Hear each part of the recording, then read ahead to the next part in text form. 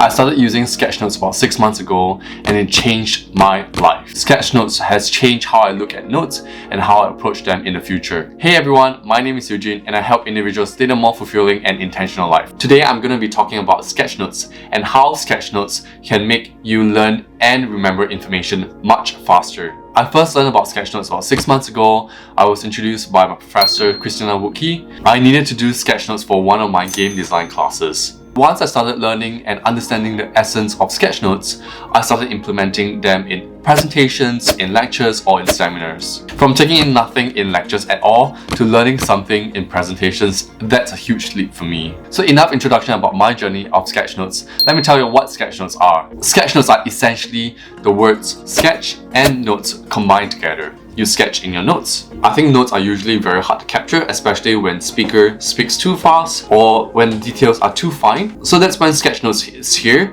to put in all the information together and compile it. You want to capture all the ideas, the details. So that's why Sketchnotes are there to capture it all. Sketchnotes are meant for you to draw, for you to write, for you to have an organized mess, and only you will understand what your Sketchnotes is. There's one kind of Sketchnotes that you probably have tried, which is mind map. Mind maps are used as a summary of big topics, and Sketchnotes work similarly as well, except there's doodling involved. But how does Sketchnotes work so well on people? So when you're attending lectures, you're writing all the information, but sometimes it's very hard to capture all of it, so you draw it. Well, research shows that people who doodle remember 29% more information than people who don't.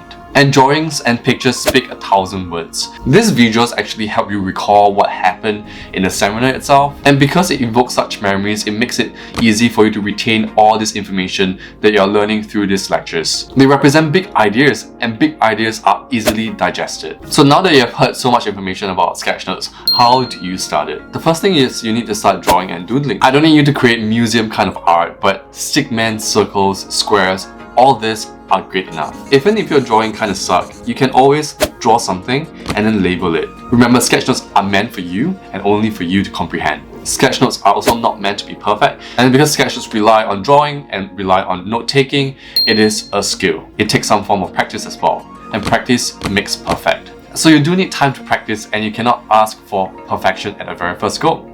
There's a story of an art teacher requesting two groups of students to produce quantity and quality for two respective groups. So for the quality group, the students are asked to produce one single vase, and that's all they need for the assignment for the class. Whereas on the other group, they are asked to produce as many as possible, so quantity matters to them. And after the class itself, the art teacher looked at the quality of the two students. The art teacher realized that the group that produces more, the quantity group, actually have a higher quality than the one that produced a single vase. And back to Sketchnotes, it is the same as well. You need to start practicing, and practice makes perfect. Your Sketchnotes would look beautiful in the future. But the core idea of Sketchnotes is to make it more visual for you and make it easy for you to retain information. The last point is Sketchnotes are meant to be fun as well. In my opinion, the power of Sketchnotes is limitless. You can do it in lectures, you can do it in books, you can do it in anywhere you want to do it, as long as you want to retain new information. You're constantly receiving and digesting this information